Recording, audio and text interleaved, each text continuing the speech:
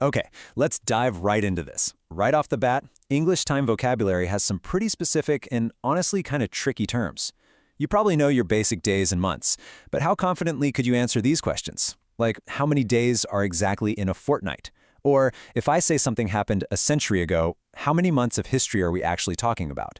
Well, by the end of this explainer, you won't just know the answers, you'll be using these terms completely naturally.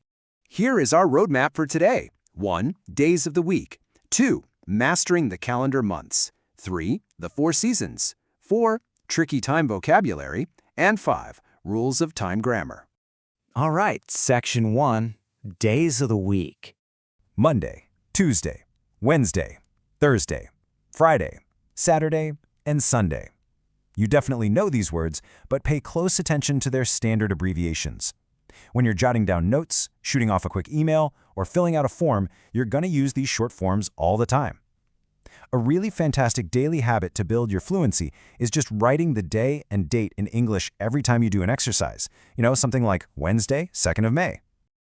Now, in everyday conversation, we don't always name the specific day, do we? We usually navigate time relative to where we are right now, which is today. If we step backward one day, we have yesterday. Step back one more, and we use the phrase the day before yesterday. Looking forward, we have tomorrow. And stepping forward once more, we say the day after tomorrow. Visualizing this timeline in your head is just incredibly helpful for keeping your tenses and your scheduling totally straight. Moving right along to section 2, mastering the calendar months. So, knowing the names of the months, January through December, is one thing.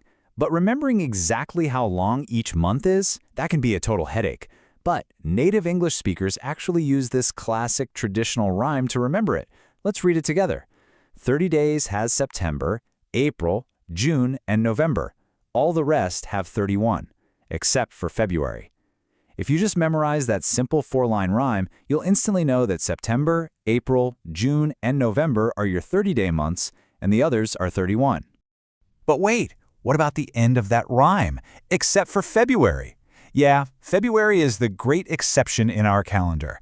Normally, it just has 28 days. But during this phenomenon called a leap year, February magically gains an extra day, giving it 29 days.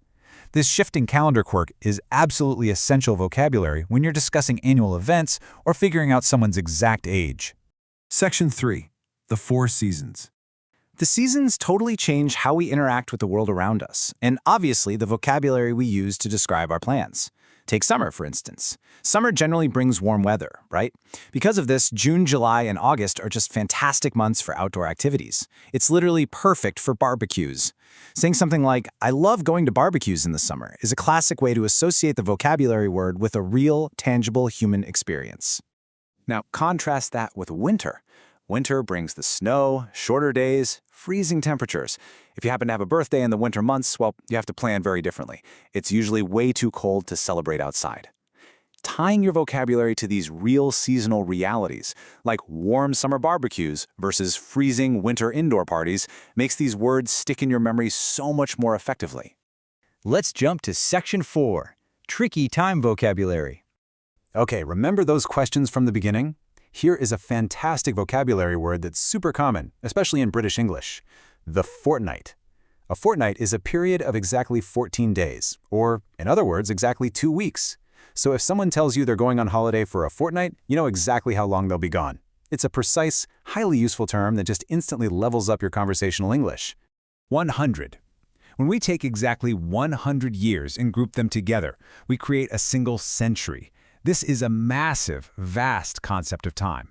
The 19th century, the 20th century, the 21st century. Anytime you want to talk about sweeping history, the distant future, or monumental changes in the world, century is the exact word you need to span 100 years in a single breath. And finally, section 5, rules of time grammar. Let's start with how we write these words down. English actually has a very strict visual rule when it comes to capital letters and time. The names of the months and the days of the week absolutely always begin with a capital letter. Big J for January, big M for Monday. But, and here's the catch, the names of the 4 seasons usually do not begin with a capital letter. It's a lowercase s for spring and summer. It's a subtle rule for sure, but mastering it makes your written English look incredibly polished. Okay, you'll want to pay close attention here, because this is your ultimate cheat sheet for time prepositions. Honestly, choosing between in, on, and at is one of the biggest stumbling blocks out there. So let's lock this down right now. We use in for months and seasons, in July, in winter. We use on for days of the week, on Monday, on Saturday. And we use at for the weekend, at the weekend. A super common mistake is saying something like, my birthday is on July, or I went to the cinema in the weekend. Nope, follow the matrix. In July, at the weekend, on Monday. Memorize this and you'll navigate time grammar completely effortlessly. Well, we have built an incredible foundation today. We've gone from the simple abbreviation of Monday all the way up to the massive span of a century.